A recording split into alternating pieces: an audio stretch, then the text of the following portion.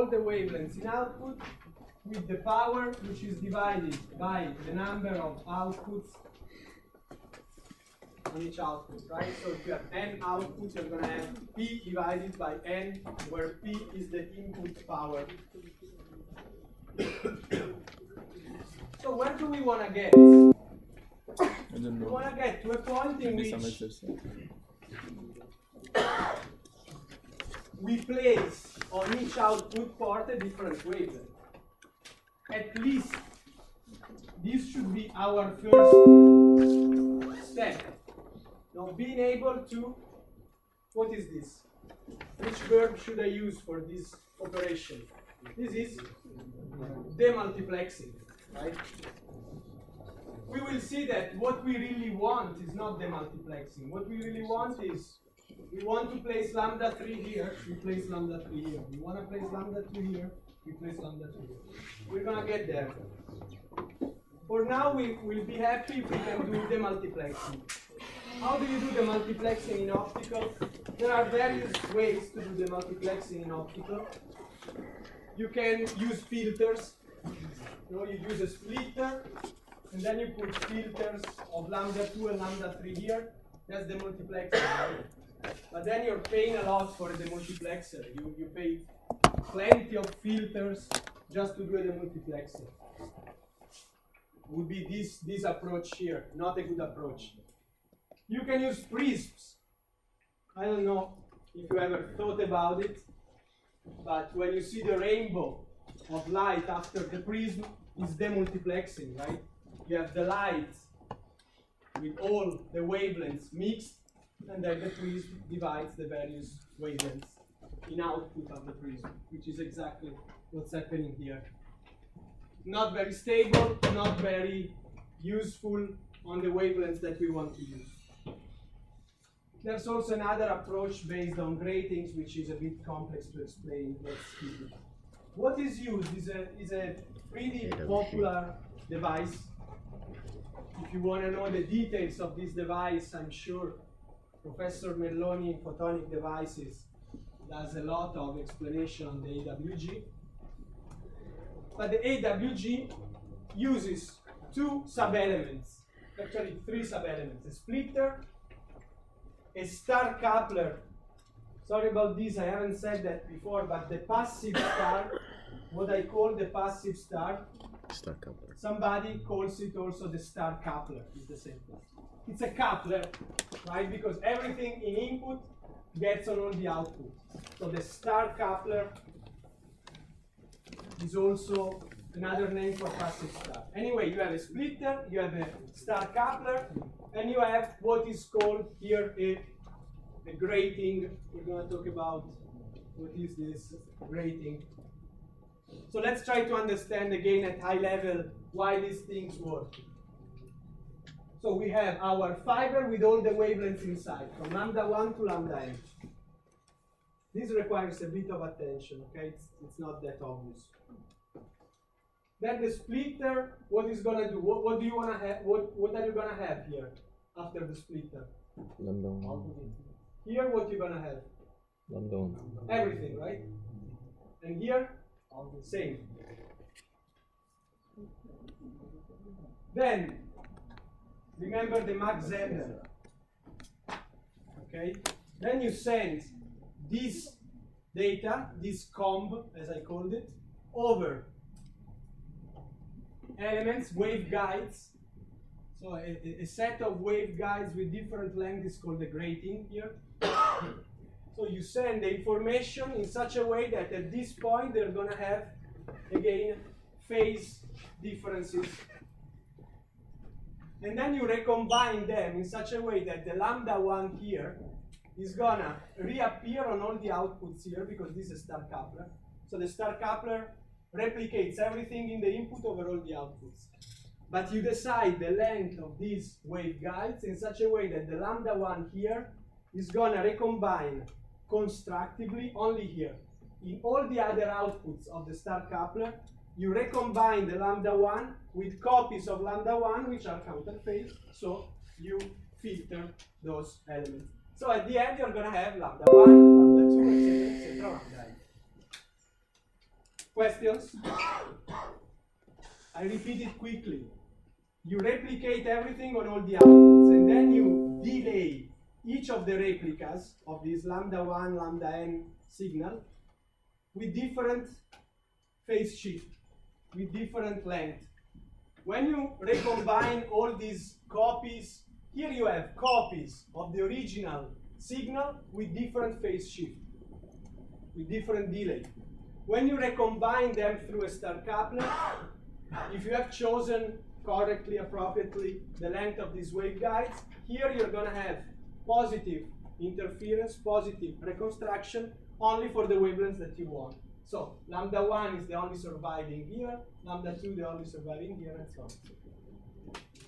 Perfect. With a pretty simple element, we have a demultiplexer. Questions?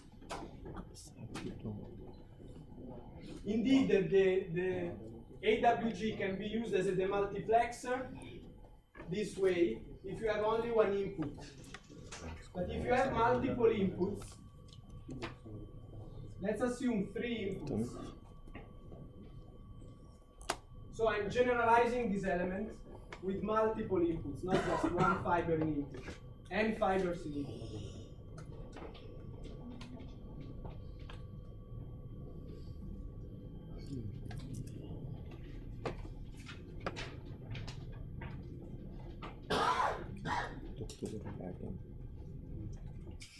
You understand what I mean with these elements? Lambda 1, lambda 2, lambda 3. Then lambda prime 1, lambda prime 2, and lambda prime 3 are the same wavelengths, but with the signals of the second fiber. And this is lambda second prime, etc., etc. Same wavelengths, but different signals, right? Different sources.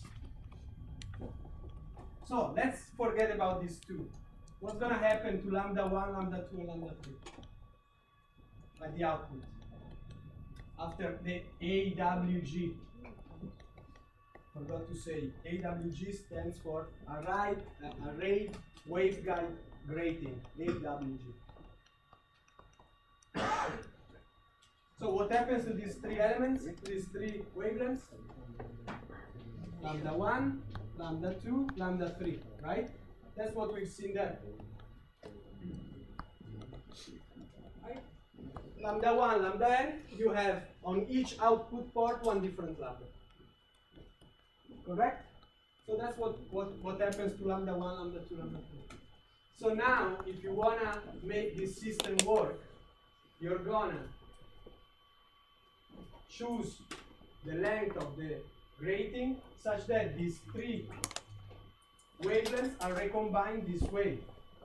Lambda prime 1,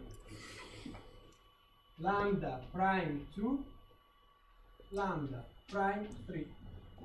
So basically, forget about this first row, sorry, this first column. I'm doing again multiplexing for the second fiber, but I do multiplexing shifted one number down, such that you don't have overlap, you don't have clash. And you do the same for these 3. Now, lambda second prime, I put it here. Lambda second 2, I put it here, and lambda second 3, I put it here.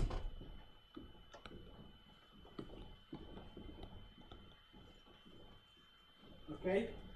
What I try to explain here, I start again, I go back to the original comment, is the generalization of the AWG when you have n inputs. When you had only one input, you were getting only this association at the output. If you have 2 inputs, you just have to make the association in such a way that you don't get the same frequency, the same wavelength on the same output, and so on and so forth. Questions? So, in mathematical terms, with a passive star,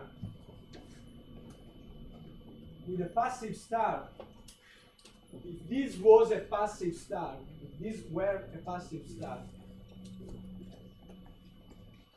then I had n wavelengths in input, and I cannot have more than n wavelengths in input, otherwise they clash in output. with the AWG, I can have n squared wavelengths in input. I can have lambda 1 to lambda n, lambda prime n to lambda prime 1 to lambda prime n, etc., etc. And they just recombine in the output. You see? Here the input is n equal to 3. I can manage up to 9 signals. With a splitter, I can only manage with the splitter, sorry. With a passive star, I can only have lambda 1, lambda 2, and lambda 3. So I can manage at most 3 signals. I go with this simple evolution from the passive star to the AWG, from managing n signals to managing n squared signals. Okay, the AWG is able to manage without contention n squared signal in the loop. The passive star, what was the constraint that I said 3 times? You cannot have the same wavelength more than once at the entrance. Here you can have the same wavelength 3 times as long as they don't collide with the output. And you can do it. Questions? Think about it. Let's say this slide just tries to explain by words what I said so far. But still I'm not satisfied because still I'm not really doing routing. I'm not doing routing because lambda 1 enters here, goes out here. Fixed. I build the element and that's the interconnection. Period. I cannot change it during the lifetime of the network. But it might happen that during the lifetime of the network, this lambda 1 is no more to be associated to this output. After a while, I might decide that this lambda 1 should go here. So I need to recombine the switch. I need to transform the switch, the AWG, in something which is more of a switch, of a reconfigurable switch. The basic element to build any kind of switch is this one. Is the 2x2 switch, also called cross-connect element. You have 2 inputs, 2 outputs. The cross-connect element is an element which is able to be reconfigured from go straight, this is called bar state, or I apply some whatever control signals and this becomes cross state. What was here goes here, what goes here goes here. Okay? So if I'm able to build this element 2x2, then I'm able to build any element because I just have to combine these elements in a bigger matrix. Does it make sense?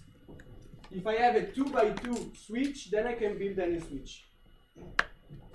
So the point is, how do I build this cross-connect element in optical?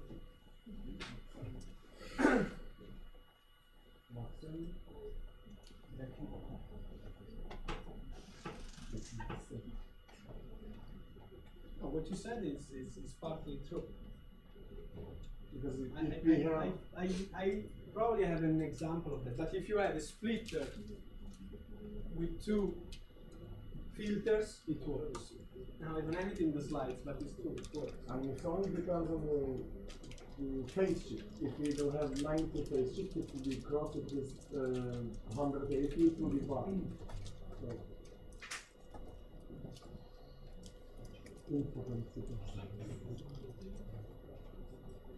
I'm not sure. I'm not sure with the Mach Zehnder you can easily do this.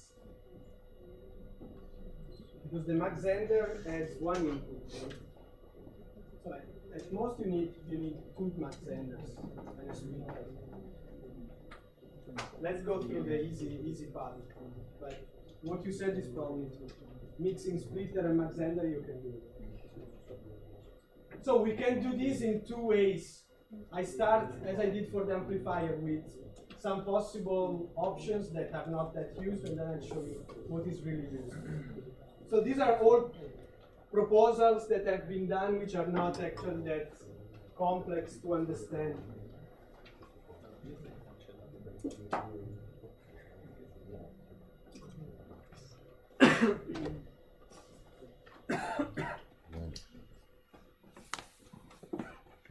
This is one fiber, this is another fiber. I remove the cladding and I make so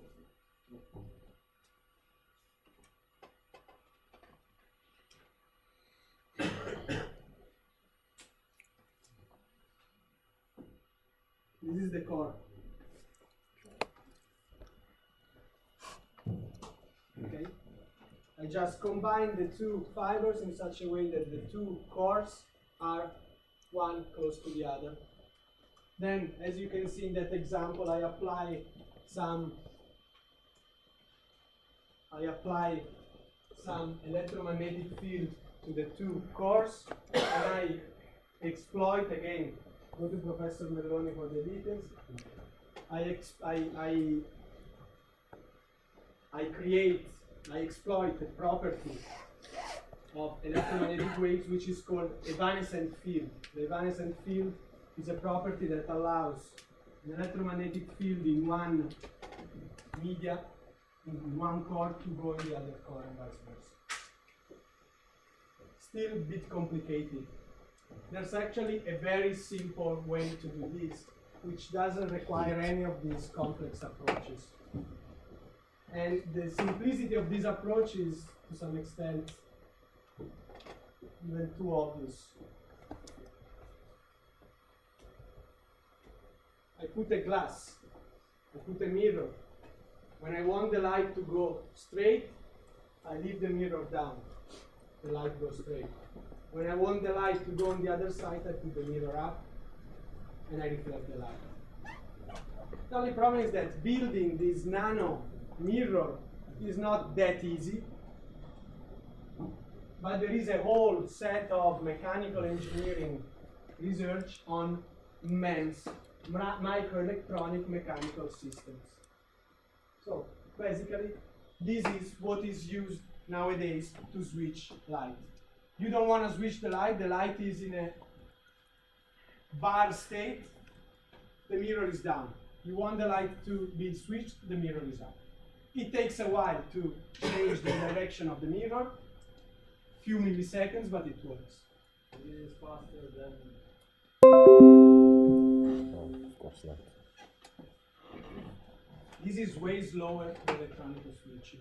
And in fact, you're going to see in optical you do circuit switching. Packet switching has been studied, it doesn't work. So far it doesn't work.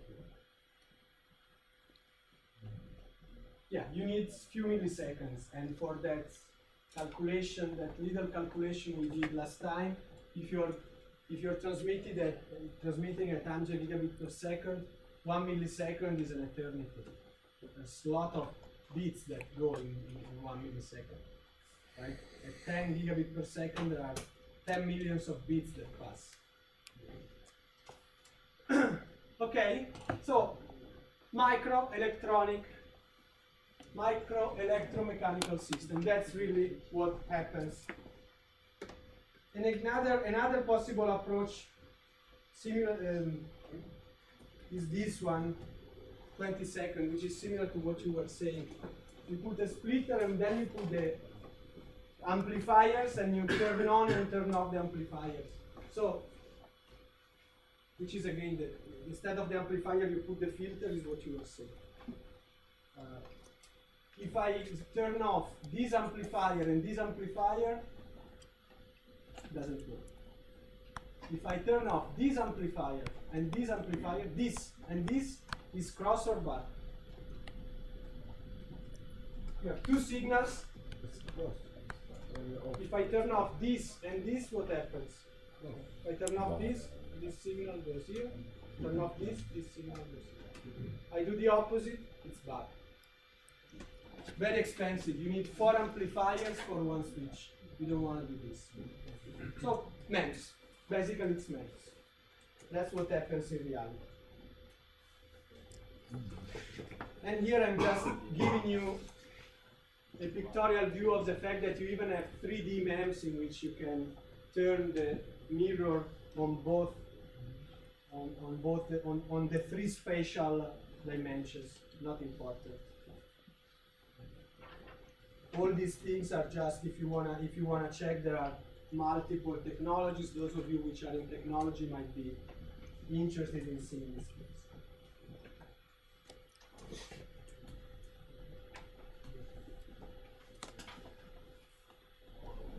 Okay, but these are still 2 by 2 elements. Let's get to this switch. How is this switch working? So, the real switches belong to these two families, optical add-drop multiplexers and optical cross-connects. The difference is that the optical add-drop multiplexer has one input, one output. The optical cross-connect has many input, many output. That is the same concept. The optical add-drop multiplexer, it's still there. You find a lot of OADM even nowadays, especially metro networks, especially not advanced operator. It's something, it's an element that allows a fiber to get in with a certain number n of wavelengths. And then you have the possibility to transmit new wavelengths and to drop some wavelengths. And then you have your wavelengths out. Does it make sense what I'm saying? Imagine you have 3 wavelengths. Then maybe lambda 1 is dropped here, and then added here. Lambda 2 maybe goes direct, okay? Let's see how it works in practice. How you build this. You have 2 ways of building this.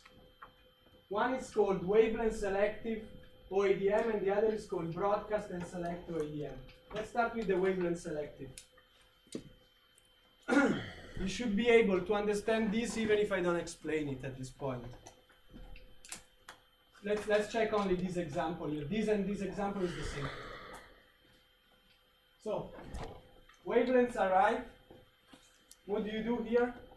Demultiplexing. And then you get into this element. What is this element?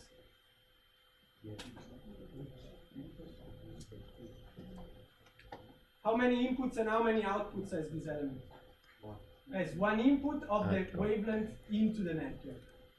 One input of the customer, of the so-called add.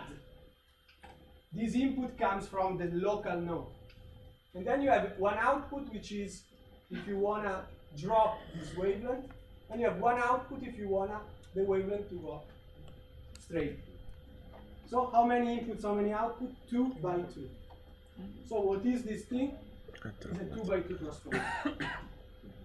So if we know how to build a 2 by 2 cross connect, we know how to build this thing. So basically this is a MEM. Okay? This wavelength arrives, you have a little glass. If the glass is down, the wavelength goes. If the glass is up, the wavelength gets dropped. And you can also have a wavelength in with another MEM. Questions?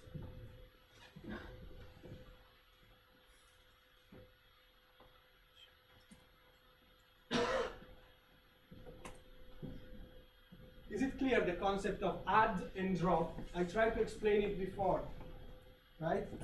Some wavelengths pass through. Some wavelengths get received, some wavelengths get transmitted. Obviously, if a wavelength is used to pass through, you cannot transmit on that wavelength. Transmit part, do you need like a laser, which is like an active component, or is that an easy passive component? In order to move the MEM, in order to move the MEMS mirror, you need electricity. It's active. But you can also think of buying one element like that fixed. Then it's passive. In this moment, we haven't talked about reconfigurability. If we talk about reconfigurability, you put an R here. So in principle, this element here can be also passive. You just fix this element in advance and you keep it there for a long time. One day you want to change it, you send somebody who changes the state here by hand, manually. You want to do it automatically? Yes, nowadays you can do it. We're going to talk about it on Friday, I think. Now I prefer to do some exercises. Other questions? it's clear the concept of add and drop. You have a wavelength, you can drop that wavelength and add that wavelength. If you have a pass-through wavelength, you cannot add, obviously, because the wavelength is already taken.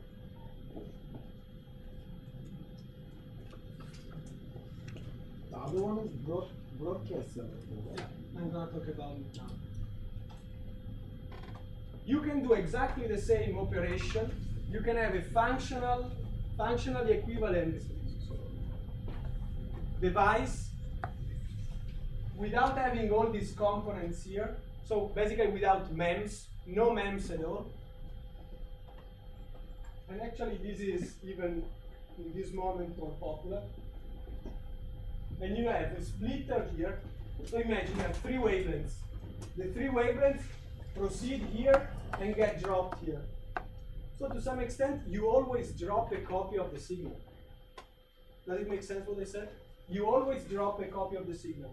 Then if you don't need it, you don't use it. And you always pass a copy of the signal. If you drop wavelength 1, you have here a filter that will remove wavelength 1 here, such that you can insert wavelength 1 here. Here, instead of having a splitter, you have a combiner. This is functionally equivalent to what happened there. You can drop whatever you want, you can add whatever you want. The only care that must be given is that if you pass through, you cannot add. Right? You cannot pass through lambda 1 and add lambda 1 at the same time. Again, this is a splitter, so whatever is in input goes on both outputs. Okay? And this is a combiner. Whatever arrives is combined with this thing. Questions? But doesn't this cause like waste of resources that you do a copy of each thing twice on both sides? I wouldn't call it waste of resources the way you call it. It's just you drop. You can even not put a receiver. I mean, just that wavelength just disappears. It's blocked. You don't pay much to put a wavelength blocker. So you drop everything. You don't want to read one of the wavelengths. You just don't read it. No problem.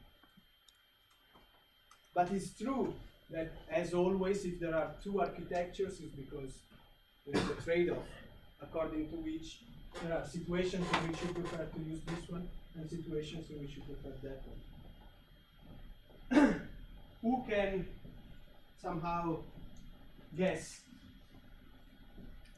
why people would prefer to use this one over this one and vice versa? Which one costs more? Difficult probably for your intuition. Multiplexer. Using multiplexer or demultiplexer. The MEMS are expensive. Splitter, it's this thing here. No, it was not exactly this thing, but it's two fibers joined together. It's very inexpensive. Filters, we said with Etalon, with Max Zender, they're easy. MEMS, you have to go to mechanical engineers and give them good money to make it work. So this costs more than this. So obviously we are all tending to use this one. So then why somebody would like to use that one? It's more selective. Well, selectivity is not by itself a gain. I mean, and these are both selective as much as you want, in a sense. You add and drop what you want. It can be reconfigured faster than the other. Let's for now forget about reconfiguration. Indeed, that's a point in reconfiguration. Splitters. What is the main issue of a splitter? Can be affected by temperature. Power, right? Every time you have a splitter, power decreases by 2. Sorry, decreases by 2. It gets half, right? 3 dB. So if you are running geographically, if you are sending information over a very long distance, a splitter is a big problem. Every time you have a splitter, you decrease the power, you divide the power by 2. So if you can avoid splitters on the way, it's better. So I would say metro, core. It's not completely true, but that's how the distinction was born. Still, I haven't talked about reconfigurability because, as I mentioned, I want to talk about reconfigurability on Friday. If we want to have a switch, not one by one, one, where do you use this kind of element? On which topology? What is the topology? Which one is the topology in which you have nodes with one input and one output? Point. The ring. Right? So OADMs are for ring networks, basically. But as soon as you get to mesh networks, okay, you start adding other links, then you need to have multiple inputs and multiple outputs. This is the most obvious thing that you can do. You have multiple inputs, you have the demultiplexer, and then you have fibers connecting each output of the demultiplexer with the inputs of the other multiplexer. This is very simple, right? You want to, this is fixed, you cannot change it. You say, okay, lambda 1 will go here, lambda 2 here, lambda 3, etc., etc. This is called, in practical terms, a patch panel. A patch panel is an element in which you have input fibers, output fiber, you connect the fiber manually, basically. And this is called the non-reconfigurable or passive router.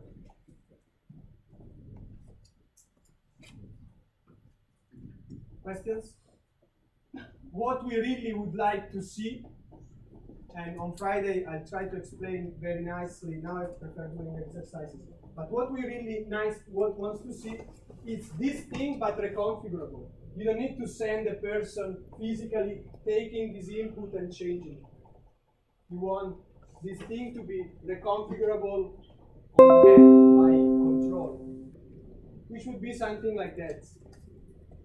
This is the active optical router, or the optical cross-connect, the real optical cross-connect. You have an input fiber, you demultiplex, and then you have in the middle, for each wavelength, you see all the lambda 1s from all the wavelength, all the lambda 1s go in the same switch. So you have a switch on a wavelength, which is composed of the MEMS. So you have all the MEMS that allows you, there are multiple MEMS, that allows you to say, okay, lambda 1 from this input port goes on this output port, or on this output port, or on another output port. And the MEMS are reconfigurable. So this is like the wish list. No? This is the objective that you want to have. We will see on Friday exactly how they do it. They don't do it as I said. They do it in a smarter way. But I mean, the approach behind this architecture is that you can reconfigure. So at a certain point in the morning, lambda 1 has to go here, no problem. In the afternoon, I have to send it here. I reconfigure the MEMS in such a way that lambda 1 goes here. Make sense?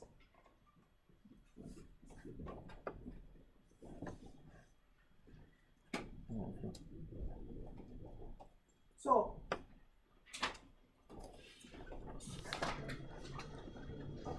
everybody has this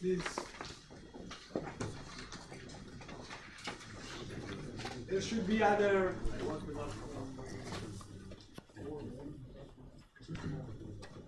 you're more than 50. I printed 50. So there's no other. You use all the sheets. So how do we do it? Not a big deal, not a big deal.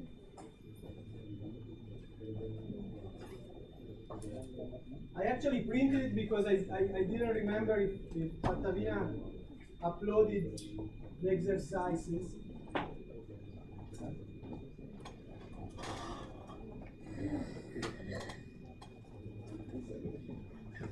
هو أنا لازم أرجستر الكورس عليه. لازم ندخل على طول. So you find the exercises also on BIP, and anyway, since you don't have it, we can read it on the projector. So let's start. Let me say a couple of things before we start doing some exercises. What we cannot finish today, we finish on Friday. For me, these exercises are very simple. And again, the objective is that I check that you have studied this part. I give you 8-10 exercises in class. They are so simple that hopefully I'm going to do it very quickly. If you want to do more, again, I said there's a book on which I'm following pretty much exactly as it's explained in the book, this topic. And you can do all the exercises of chapter 1 and chapter 2, except some of them. Or no, actually, these are the ones that I suggested to do. But they are simple, again, they're very simple. So let's start with this exercise here. This one, 1.7, okay?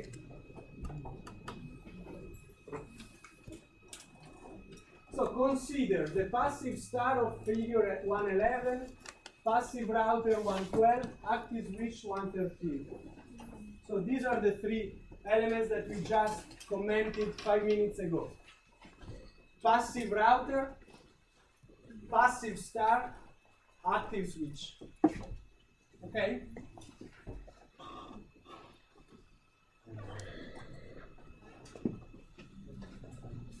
Which of these devices can support the following simultaneous connections? Let's start from C, because one is a little tricky, it's better we do it the last one. Okay? So, wavelength lambda 1 from input fiber 1 to output fiber 1. Wavelength lambda 2 from input fiber 2, output fiber 1. Lambda 3, fiber 1, fiber 1. Okay. So, let's start with the passive router. Does it allow this connectivity? Let's try.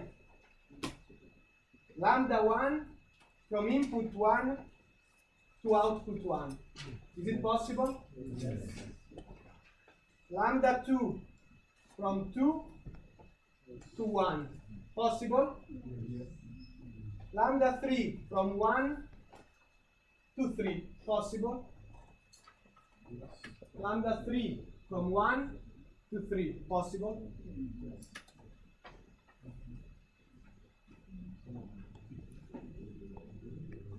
Same for the passive star. Is it possible? Lambda 1 from 1 to 1.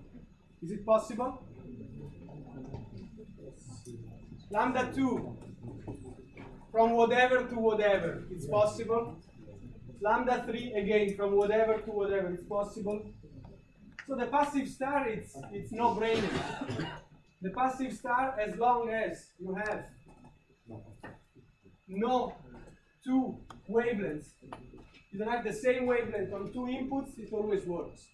So for this combination, lambda 1, lambda 2, lambda 3, it works because they are different wavelengths. This one works. Do I have to check?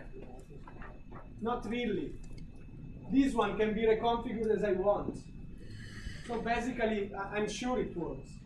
Lambda 1 from 1 to 1, yes.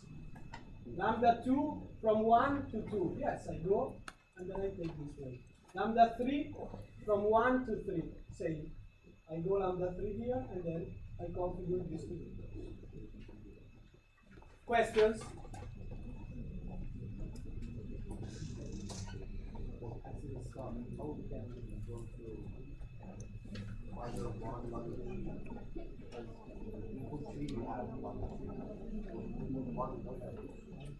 Very good question. Very good question. So your colleague says, how can I go from output fiber 1 lambda 3 to here on this element? That's your question. So read the exercise, right? The exercise says, can you support simultaneously these three connections? Can you do it?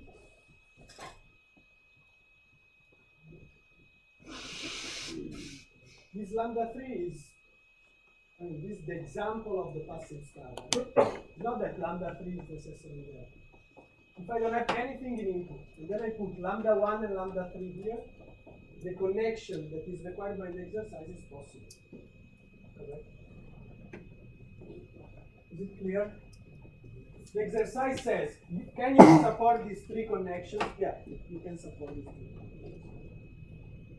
To some extent, the misunderstanding here of your colleague was, well, lambda 3 is here. No, I mean, in this picture, lambda 3 is here. But in general, you can put whatever you want in. And whatever you place in input will go on the output. Other one, lambda 2 from 1 to 2, lambda 2 from 2 to 1, lambda 3 from 3 to 1. What can I tell without doing anything that is not going to work? Passive star. Why passive star is not going to work? Because I have two inputs on lambda 2 on different fibers, so they're going to crash. They're going to clash. Let's see if the router works. So we said lambda 2 from 1 to 2. Lambda 2 from 1 to 2, yes, it works. Lambda 2 from 2 to 1, yes, it works. Lambda 3 from 3 to 1, yes, it works. By chance, okay? The other one is gonna work, yeah, it's gonna work because everything works there, more or less.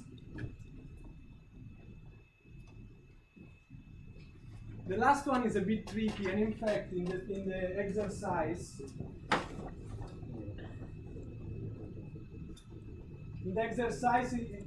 it says multicasting is allowed. Multicasting means that if I get in a cross connect with one wavelength, with one input, I can place it on two inputs, okay? I have maybe three, sorry, if I have lambda one input, not necessarily I have to go only on one output. I might choose 2 or 3. That's multicast.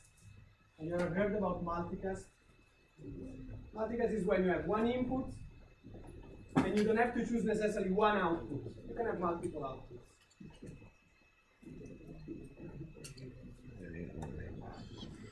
Okay, so let's make this example too. Lambda 1 from 1 to 1. Lambda 1 from 1 to 2. Lambda 2 from 2 to 1. So, does it work the passive star here without looking at it?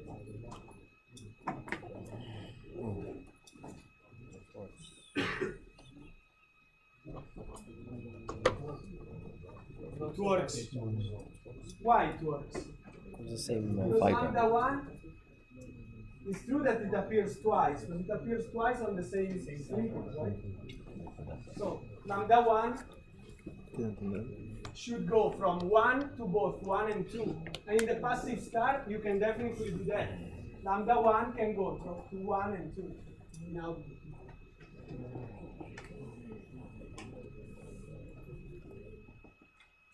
lambda 2 from 2 to 1 in passive star works for sure. This thing doesn't work for sure because I have lambda 1 that has to go both here and here from fiber 1, but fiber 1 is not connected on lambda 1 to fiber 2 here, so this doesn't work. And this is the tricky part where multicast kicks in. So lambda 1 has to go both on fiber 1 and fiber 2. Lambda 1 arrives here. If this element supports multicast, then you can send lambda 1 here and lambda 1 here. If that element doesn't support multicast, no. But the exercise was saying that element supports multicast, so it's possible.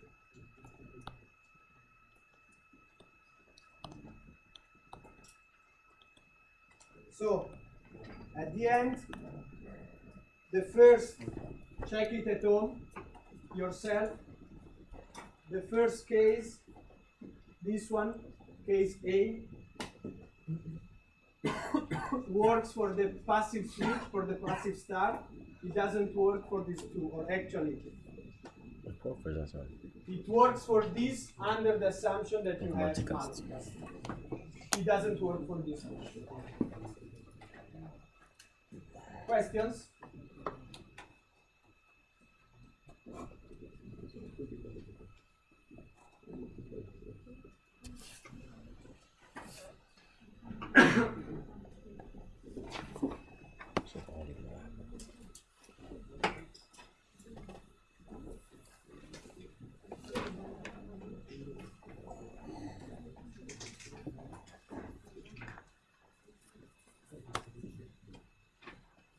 If you got lost,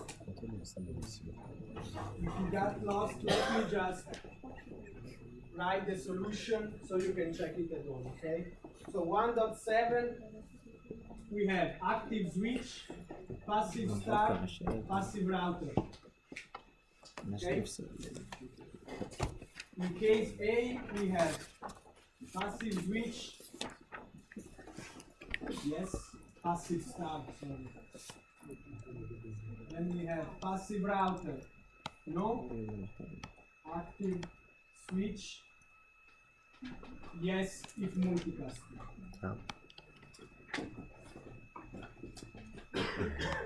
B, passive switch, no, passive router, active switch, yes, and C, oh yes.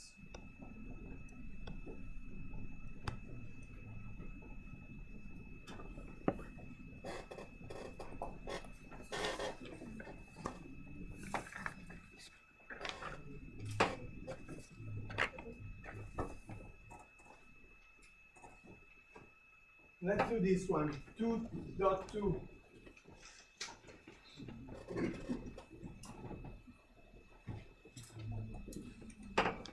Consider a step index fiber which has a core refractive index of 1.495. What is the maximum refractive index of the cladding in order for light to enter the fiber at an angle of 60 degrees to propagate through the fiber? That's refractive index of 1. Okay.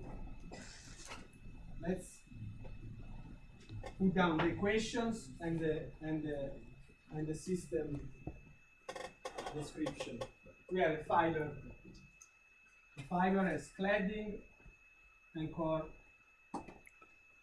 As we know, we have to apply a Snell law here between air and core, and here between cladding and core. What were the equations regulating this system? Let's do some.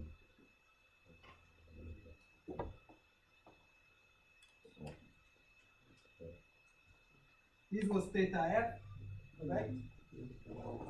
This was,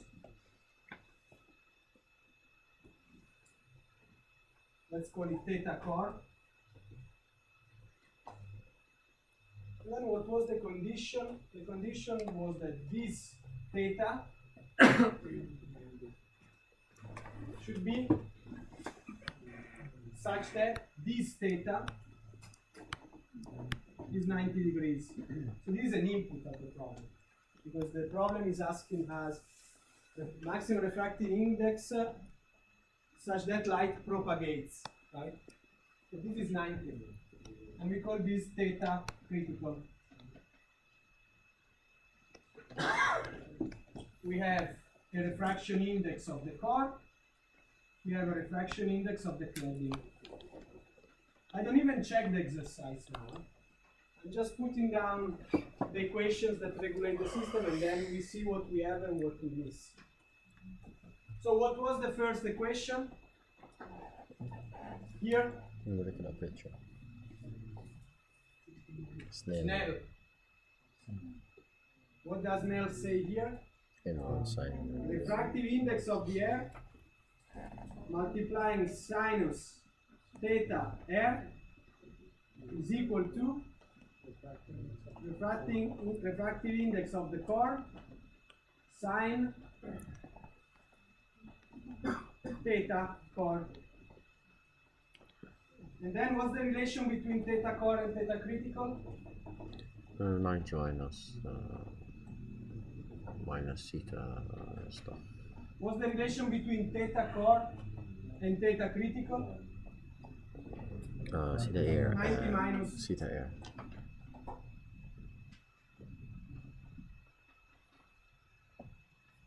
And then what is theta critical?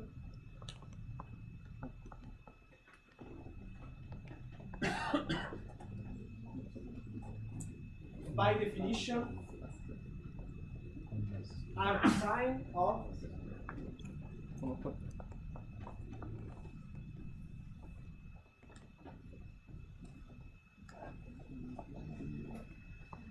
which one has the biggest, the largest refraction index? So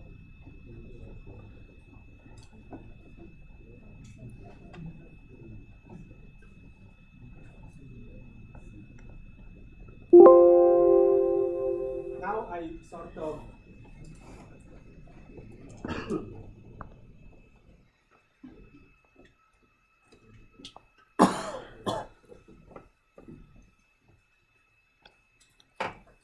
I don't even feel like going farther away than this. Anyway, very quickly. We most likely are going to have everything except one thing, and then we solve it. Let's see. Or, well, we have 3 equations. So we're going to have everything except 3 values that we have to find. Anyway, let's see.